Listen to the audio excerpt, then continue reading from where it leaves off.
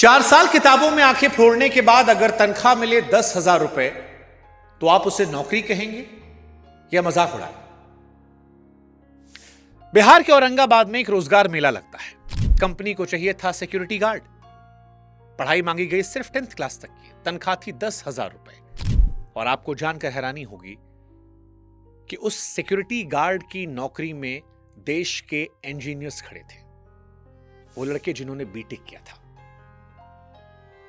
आप सोच कर देखिए कि जिस इंजीनियरिंग की नौकरी के लिए घरों में खेत तक गिरवी रख दिए जाते हैं, मां बाप तनपेट काट कर बच्चों को पढ़ाते हैं, लाखों रुपए की फीस, लाखों रुपए हॉस्टल के, 4 साल तक जैसे कुएं में पैसा डालते हो, वैसा करने के बाद एक बच्चा निकलता है जो सिक्योरिटी गार्ड की नौकरी के लिए अप्लाई करता है, जिसमें उसे 10,000 रुपए मिलेंगे और पढ़ाई, एजुकेशन की डिमांड केवल क्लास 10 तक की है। ये बहुत बहुत बहुत दुखद है, क्योंकि एक जमाना था जब मां बाप बड़े गर्व से कहते थे कि हमारा बच्चा इंजीनियर है। इस देश में 3 इडियट जैसी फिल्म आई, अनगिनत पिक्चरें हैं जहां पर इंजीनियर्स को एक शान के तौर पर दिखाया गया। और फिर एक जमाना आया जहां पर इंजीनियरिंग कॉलेज ऐसे खुले हमारे देश में जैसे पान की दुकान खुलती है, हर गली मोहल्ले में खुल गए, इसके सेंटर बन गए। फलानी जगह पर 150 कॉलेज, वहां पर 200 कॉलेज। नतीजा क्या हुआ? सीटें 17 लाख के पार पहुंच गई और बच्चों ने आना बंद कर दिया। खुद सरकार ने, संसद ने माना था कि 2019 के बाद 5,62,000 सीटें या तो रद्द हो गई या कॉलेज ने खुद ही लौटा दी। अब आप सोचिए कौन दुकानदार अपना माल वापस करता है? और ये दुकानें बंद नहीं हुई हैं, बस इनका बोर्ड बदल दिया गया है। जिन कमरों में पहले लिखा था मैकेनिकल की सीटें, बाद में धूल खा रही थी, तो उन पर क्या किया गया? एआई का बोर्ड लगा दिया गया है। अब आपके मन में सवाल आएगा कि भैया ये तो प्राइवेट यूनिवर्सिटियों की बात है, जो लड़के पढ़ने लिखने वाले होते हैं वो तो आईआईटी, एआई, ट्रिपल ई से निकल जाते हैं। अच्छा, चलो हम आईटी की बात कर लेते हैं। आईटी वालों को तो राजा कहते हैं ना। साल 2024 में देश के 23 आईटी से निकले 38% बच्चों को कैंपस से नौकरी नहीं मिली, 38%। और ये हम नहीं बता रहे, ये आईटी ने बताया आरटीआई में लिखकर। और देश की राजधानी दिल्ली, यहां पर आईटी दिल्ली को तो अपने पुराने बच्चों को चिट्ठी लिखनी पड़ी कि प्लीज हम आपसे रिक्वेस्ट कर रहे हैं कि हमारे जो इस साल के बैच हैं इनकी सिफारिश आप कर दीजिए, क्योंकि इनकी नौकरी नहीं लग रही। आप अच्छी जगहों पर सेटल्ड हैं, इनका ही भला कर दीजिए।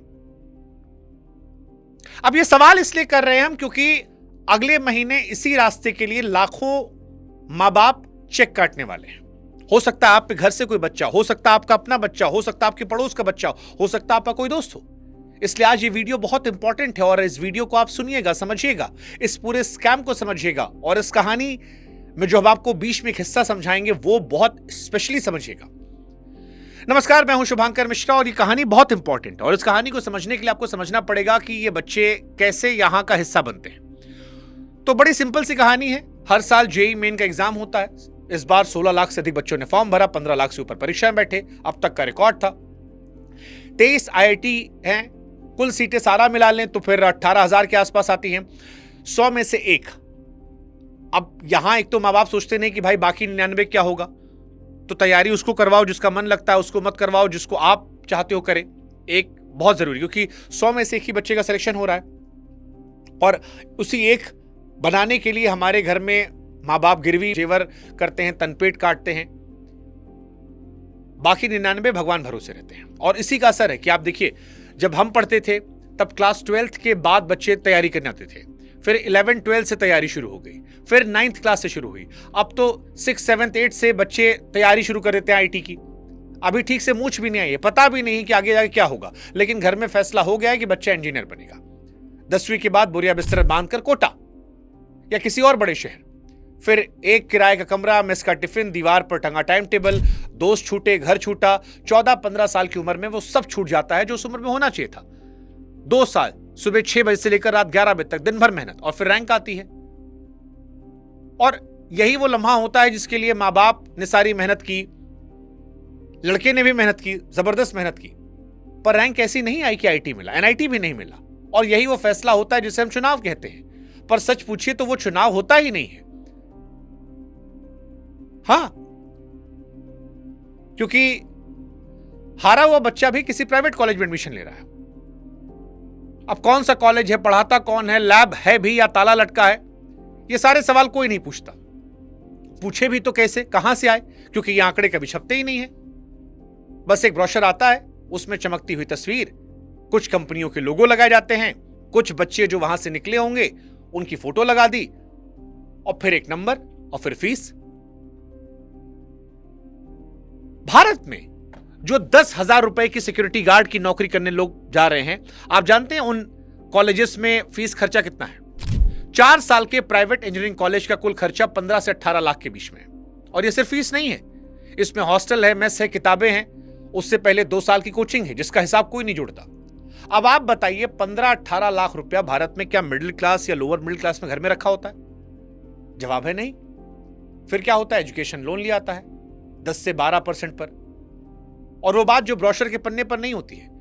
जिस दिन बच्चा डिग्री लेकर बाहर निकलता है उसी के आसपास लोन की पहली किस्त का कागज भी घर पहुंच जाता है। यानी नौकरी मिले ना मिले, बैंक का मीटर चालू रहता है। अगर 6 महीने नौकरी नहीं लगी तो वो 6 महीने घर बैठा बच्चा भी हर महीने पैसा भर रहा है। और दूसरी चीज आते हैं जिनको नौकरी मिल जाती है। टीसीएस जैसी बड़ी कंपनी में 2010 में एक फ्रेशर की शुरुआती तनख्वाह करीब 3,15,000 सालाना थी। 2012 में घटकर 2,75,000 हो गई और फिर 2017 से 2020 में यह तनख्वाह 3,60,000 पर अटकी थी। साल दर साल वही, यानी जो बच्चा 2012 में निकला उसे 2010 वाले से भी कम पैसा मिला, और जो 2020 में निकला उसे 2017 वाले जितना मिला। अब इतने सालों में अगर आप कॉलेज की फीस देखेंगे तो आपका दिमाग खराब हो जाएगा। यानी खर्च घोड़े पर हो रहा है सवार और कमाई पैदल। और एक बात, अपने बच्चे का फैसला लेने से पहले आप भी देखिएगा। सबसे पहले सरकारी कॉलेज देखिए। किसी सरकारी इंजीनियरिंग कॉलेज या एनआईटी में 4 साल की फीस 2 से 4 लाख में निपट जाती है। 18 लाख उधार लेने से पहले वो रास्ता जरूर देख लीजिएगा, क्योंकि उसमें बचा हुआ पैसा और बचा हुआ चैन दोनों आपके हाथ में है। अब फिर सवाल आता है कि गड़बड़ कहां है? बच्चा मेहनती है, पैसा भी लग रहा है, फिर गड़बड़ी कहां हो रही है? इसका जवाब किसी की राय में नहीं, 2 कागज में है, और वो कागज आते हैं यूनिवर्सिटी की तरफ से। आप किसी भी यूनिवर्सिटी का बीटेक कंप्यूटर साइंस का सिलेबस उठा लीजिए, किसी का भी, उनकी वेबसाइट पे पढ़ा होगा। अब आप सोचेंगे कि मैं कहूंगा पुराना सामान होगा। नहीं भाई साहब, आप किसी भी कॉलेज को उठाइए, पहले साल प्रोग्रामिंग, दूसरे साल डेटा स्ट्रक्चर, फिर क्लाउड, फिर एआई, फिर मशीन लर्निंग, और आखिरी साल में प्रोजेक्ट आई। कागज पर यह आज का दिखता है, लेकिन अगर आप किसी भी कंपनी के विज्ञापन को उठाएंगे, यानी 4 साल बाद जहां बच्चा अप्लाई करेगा वहां क्या, तो आपको बताते हैं उसमें क्या मांगा जा रहा है। एक में लिखा है कि अपने गिटहब का लिंक भेजिए, यानी आपने जो कोड लिखा है वो हमें दिखाइए। एक ने लिखा है आप कोई ऐसा ऐप दिखाइए जो आपने बनाकर चलाया हो। और एक कंपनी ने लिखा है नौकरी वाले में, अगर कॉलेज में रहते हुए एआई से आपने कुछ बनाया है तो वो हमें आपके सालों के तजुर्बे से ज्यादा जरूरी लगेगा। अब यही सारा खेला है, क्योंकि कॉलेज में जो सिलेबस है वो और नौकरी की जो डिमांड है, अगर उन दोनों को आप देखेंगे तो दोनों में एक विरोधाभास है, जमीन आसमान का फर्क है। सिलेबस में एआई विषय है, एग्जाम दिया, नंबर लाए, आगे बढ़ गए, लेकिन नौकरी आते आते वो एआई सबूत बन जाता है जिसे आपको हथेली पर रखकर चलना होगा। अब 4 साल आप सीखते हैं कि एआई होता क्या है, और बाहर आते पूछा आता है कि भाई आपने एआई से बनाया क्या।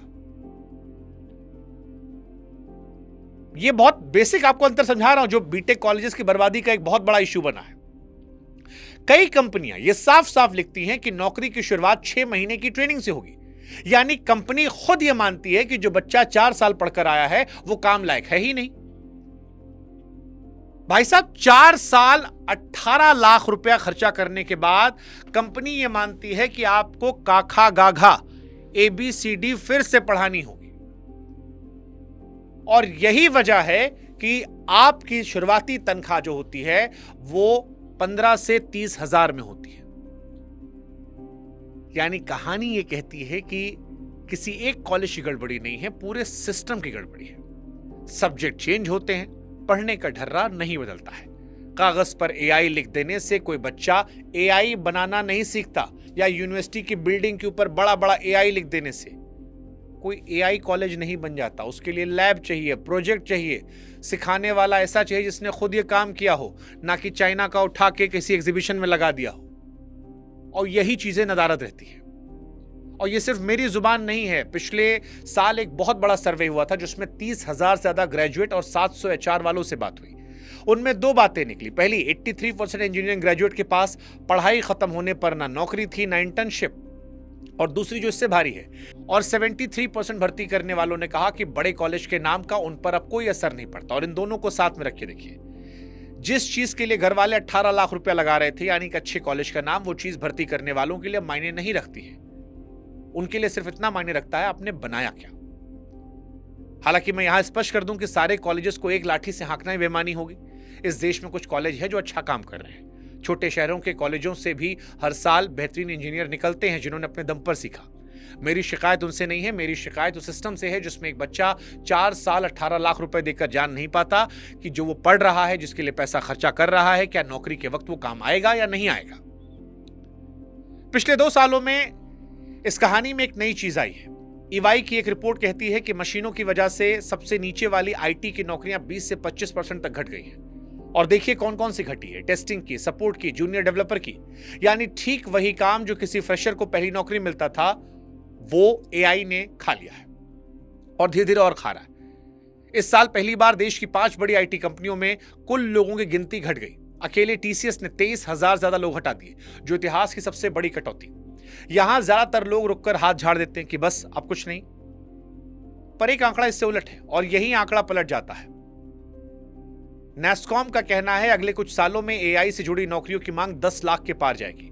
आज आईटी में जो लोग काम कर रहे हैं उनमें 100 से सिर्फ 16 को एआई आता है। यानी नौकरियां हैं, करने वाले नहीं मिल रहे हैं। नौकरियां खत्म नहीं हुई हैं, नौकरियां बदली हैं। एआई नौकरी नहीं खा रहा। पढ़ाई वही की वही खड़ी है। एक तरफ लाखों इंजीनियर बैठे हैं, दूसरी तरफ लाखों नौकरियां खाली पड़ी हैं। और इसी बीच में वो 4 साल खड़े हैं जिनमें इन दोनों को मिलाने वाली कोई चीज सिखाई ही नहीं गई। अब सवाल है कि फिर रास्ता क्या है। अगर सारी समस्याएं बताएं तो रास्ता भी तो पता होगा हमको। और यहीं पर वो इंपॉर्टेंट बात है। जो बच्चे सिस्टम में पिस रहे थे वो कमजोर नहीं थे। उन्होंने मेहनत में कोई कमी नहीं छोड़ी, हर एग्जाम पास किया और ठीक वही रास्ता पकड़ा जो उन्हें बताया गया था। गलती उनकी नहीं थी, गलती उस रास्ते की थी जिन पर चलने को कहा गया। तो सवाल यह बचता है कि अगर पुराना रास्ता टूटा है तो आज इंजीनियरिंग सही तरीके से करने का मतलब क्या। यह सवाल मैंने और थोड़ा ढूंढा और समझा कि कैसे इसे बेहतर कर सकते हैं। और फिर एक मॉडल मिला जो इस दिक्कत को अलग ढंग से हल करने की कोशिश करता है। मैं आपको समझाता हूं मुझे उसमें क्या समझ आया, क्या नहीं आया। इस मॉडल का नाम है NIAT। पर मैं आपको पहले यह नहीं बताऊंगा कि यह चीज है क्या। पहले यह देखिए कि वहां के बच्चे कर क्या रहे। इनके यहां अभी करीब 250 से ज्यादा बच्चों ने पहले और दूसरे साल में ऐसी इंटर्नशिप पकड़ी जिसमें पैसे मिलते हैं, और वो भी तब जब उसकी पढ़ाई आधी भी नहीं हुई थी।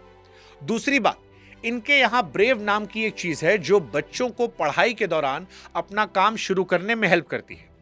और उससे निकले बच्चों के स्टार्टअप ने 2.5 महीने में 2 करोड़ से अधिक कमा दिए। पर इन आंकड़ों के साथ 2 बातें नथी हैं और वो भी समझना जरूरी है। पहली कि ये तीनों आंकड़े इनके हैं, और दूसरी कि प्लेसमेंट के आंकड़े क्योंकि 2023 में शुरू हुए हैं इसलिए इनका पहला बैच निकला नहीं है। तो यहां अभी शुरुआती इशारे हैं, नतीजे नहीं। ये बात मैं आपसे छिपाऊंगा नहीं, पर इशारा जो है, जो मुझे लगा वो आपके लिए बताना जरूरी है। वो दूसरा कागज जिसमें कंपनियां GitHub का लिंक मांगती थी, ऐप मांग रही थी, या आपसे कह रही थी बताओ क्या आपने बनाया। ये बच्चे ठीक वही चीज तैयार कर रहे हैं, और ये 4 साल इंतजार करके नहीं कर रहे हैं, पहले साल से कर रहे हैं। पुराना ढर्रा ऐसे ग्रेजुएट बनाता है जो बैठकर इंतजार करते हैं कि कोई आए और उन्हें रख ले, और ये वो नहीं कर रहे हैं। ये सीख रहे हैं वो चीज जो आप जब नौकरी मांगने जाओगे तो आपको पहले से पता होगी, और अगर पहले से पता होगी तो वो जो गैप था पढ़ने का और नौकरी की डिमांड का, वो भर जाएगा। तो जो जाएगा उसे नौकरी मिल जाएगी। अब बताता हूं ये चीज है क्या।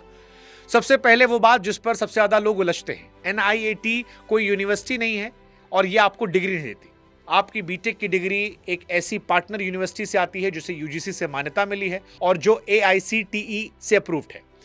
NIAT उसके ऊपर आज से काम वाली AI वाली ट्रेनिंग की एक परत चढ़ाती है। यानी ये 4 साल की बीटेक के साथ चलने वाला प्रोग्राम है, उसकी जगह लेने वाला नहीं।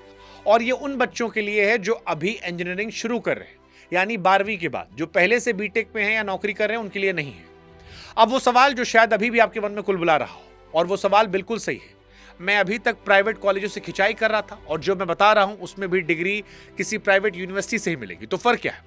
फर्क यह है कि यहां डिग्री देने वाला, पढ़ाने वाला दोनों अलग है। यूनिवर्सिटी डिग्री देती है, पढ़ाने का काम एक अलग टीम करती है, जिसका पूरा धंधा इस बात पर टिका है कि उसके बच्चे काम लायक बने। जिस कॉलेज को हर हाल में फीस मिल ही जा रही है, उसे बदलने की कोई मजबूरी नहीं होती। यहां मजबूरी है, पर मैं ये नहीं कहूंगा कि इससे हर दिक्कत हल हो जाती है, क्योंकि पार्टनर यूनिवर्सिटी कौन सी है और वहां कैंपस कैसा है, ये भी आपको जाकर देखना पड़ेगा, समझना पड़ेगा, और तभी एडमिशन लीजिएगा। एक और बात जो मुझे काम की लगी, ये देश के कई राज्यों में 30 से ज्यादा कैंपस पर फैला हुआ है, तेलंगाना से लेकर राजस्थान, कर्नाटका, महाराष्ट्र और दिल्ली के आसपास तक। और ना बच्चे को देश के दूसरे कोने में जाकर बसना है। जिस देश में बच्चे को 2 साल कोटा में काटने पड़ते हैं, वहां अपने घर के आसपास से कैंपस अपने आप में एक बात है। अब फीस पर आते हैं। ज्यादातर कैंपस पर ये 7 से 12 लाख के बीच बैठती है, और ये पूरा हिसाब है, यानी इसमें यूनिवर्सिटी की अपनी फीस और NIAT की फीस दोनों जुड़ी हुई है। ये मैंने उनसे लिखवा कर लिया है, पर कैंपस के हिसाब से ये नंबर ऊपर नीचे हो सकता है। इसलिए सलाह फिर यही दूंगा, फॉर्म भरने से पहले अपने कैंपस का पूरा हिसाब किताब कागज पर लिखवाइए, हॉस्टल और मेस समेत। और ऊपर मैंने प्राइवेट कॉलेज को जो 15 से 18 लाख बताया था, उसमें हॉस्टल और मेस भी जुड़े हुए थे। दोनों को तौलते वक्त वो भी जोड़ लीजिएगा। इसे बनाने वाले 3 लोग हैं, एक IIIT हैदराबाद से जो पहले अमेजॉन में थे, एक IIT बॉम्बे से और एक IIT खड़गपुर से। और इनका सिलेबस उल्टी तरफ से बना है। पहले हजारों कंपनियों से पूछा गया कि उन्हें चाहिए क्या, फिर उनके हिसाब से पढ़ाई तय हुई, और वो हर 6 महीने में बदलती रहती है। वर्ल्ड इकोनॉमिक फोरम ने 2024 में इन्हें टेक्नोलॉजी पायनियर चुना, और ओपन AI एकेडमी के साथ इनका टाइप है। अब सवाल करना क्या है? तो अगर आप वो स्टूडेंट हैं जो अभी 12वीं के बाद ये फैसला लेने वाले हैं, या आप उस बच्चे के माँ बाप हैं, तो इसके लिए एक टेस्ट होता है NAT, यानी नेक्स्ट वेव असेसमेंट टेस्ट, और अभी उसके फॉर्म खुले हैं। ये 90 मिनट का एक ऑनलाइन टेस्ट है, जिसमें यह देखा जाता है कि बच्चा सवाल हल कैसे करता और सोचता कैसे। लिंक नीचे डिस्क्रिप्शन में। एक बात याद रखिएगा, ये यूनिवर्सिटी में दाखिले वाला एग्जाम नहीं है, एडमिशन पार्टनर यूनिवर्सिटी अपने नियमों से देती है। अब अंतिम में एक बात, इंजीनियरिंग की डिग्री बर्बाद नहीं हुई है, मैं ये नहीं कह रहा हूं, और मैं कभी नहीं कहूंगा। इस देश को इंजीनियर्स की जरूरत हमेशा रही है, और पहले से ज्यादा है। बेकार वो 4 साल हुए हैं जिनमें आज के काम की एक चीज नहीं सिखाई जाती। तो सवाल ये नहीं है कि बीटेक करें या ना करें, सवाल ये है कि उन 4 सालों के बाद आपके हाथ में क्या होगा, और ये सबसे इंपॉर्टेंट है। तो जब तक कॉलेजेस ये और ये, यानी पढ़ाई और नौकरी में मांगी जाने वाली चीजों को एक नहीं करते, तब तक आपको बीच का रास्ता निकालना पड़ेगा। वरना 10,000 की सिक्योरिटी गार्ड की नौकरी कहीं आपके अपने बच्चे को ना करनी पड़े। सोचिएगा जरा।